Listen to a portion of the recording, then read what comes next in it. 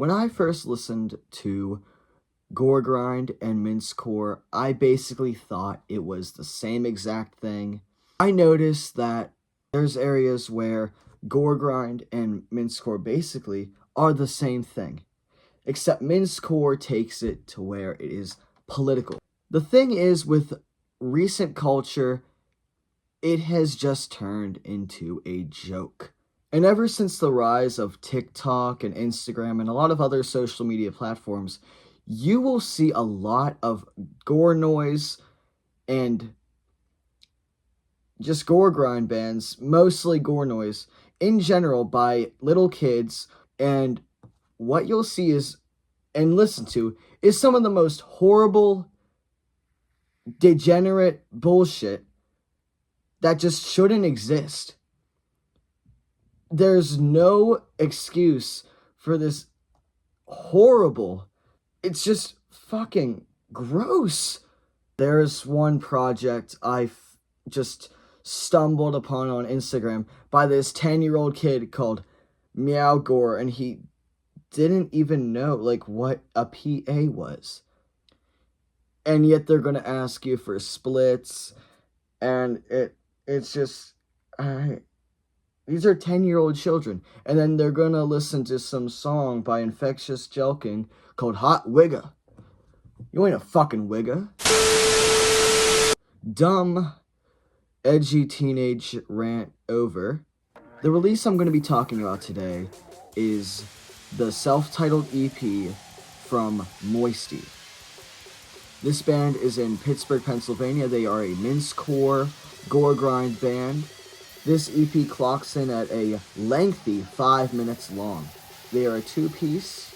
I am very, very impressed with this. The guitar work, I will say that it is very, very punk influenced. The drums and vocals are done by a 14-year-old kid. The guitar work is done by Sam from Razorblade and Gut Gash, both of which I will be doing videos on in the later future. When I first listened to a gore grind, gore noise record, I always think to myself about how, specifically gore noise, the bass seems so much better to use than a guitar. The punk riffs, if you can even call them riffs, they fit this so well. It almost gives me a lipoma influence, where it's almost melodic in a sense, with how much chaos, and you get these squealing guitars, and it works really well with the vocals and the drums. The blast beats, they are pristine. The snares are pristine. It just comes with a lot of gore grind projects. This one I feel is very, very punk influenced, especially with the guitars, and I really enjoy that. This is heavy.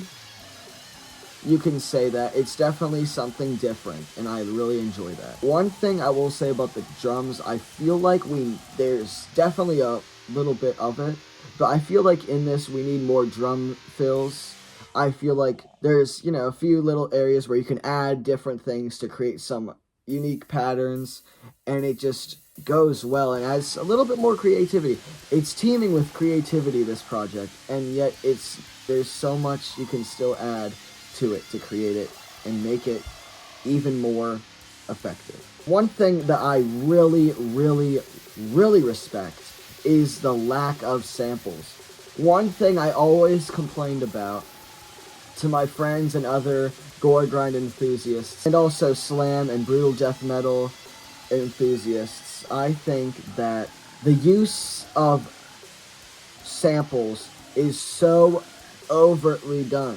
I feel like, in a sense, yes, it can add more to the music and the art at play, or it can just take less of it. Have you ever listened to a song that's 90% sample and 10% actual, music? Or just noise. They're not overly thrown at you in every single track. but these are slightly placed. The vocals are something that it's nothing I can complain about at all. I can't complain about it at all. I think that their vocals are really good. There's gurgles, burps, you hear some bubbling, and it just adds so much more character to it.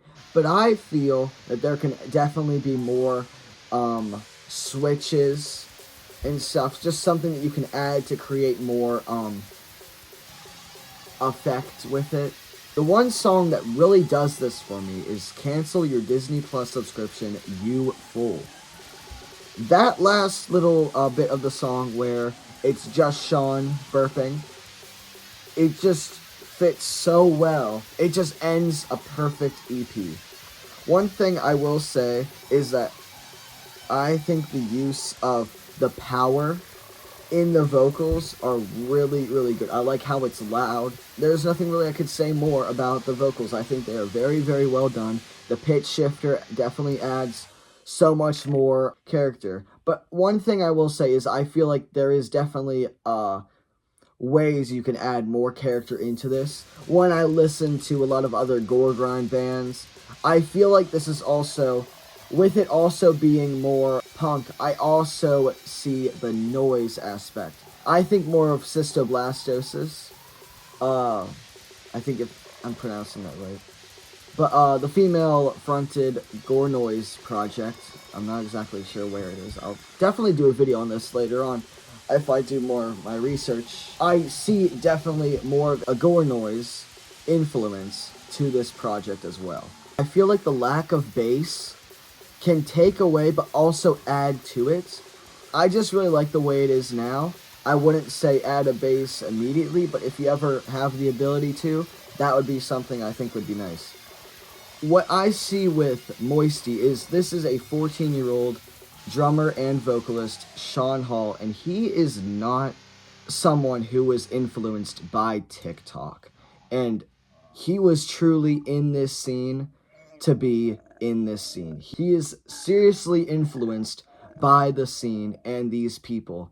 And this just shows. This is a big influence on the youth in our scene. And I am very, very proud to be endorsing this band. I am seeing this band go from here to here, and it's incredible. I think this is something that we need to see more of. It's something that I really think is lost. With the internet and everything being so outlandish and everything being very, very accessible, I think this band is gonna go places like nowhere before. Overall, I would say this is the method in which gore grind bands and mincecore bands entirely should go in. Please listen to this EP if you haven't already. If you didn't, what are you doing? This is a very, very golden EP from a band that has a lot going for them.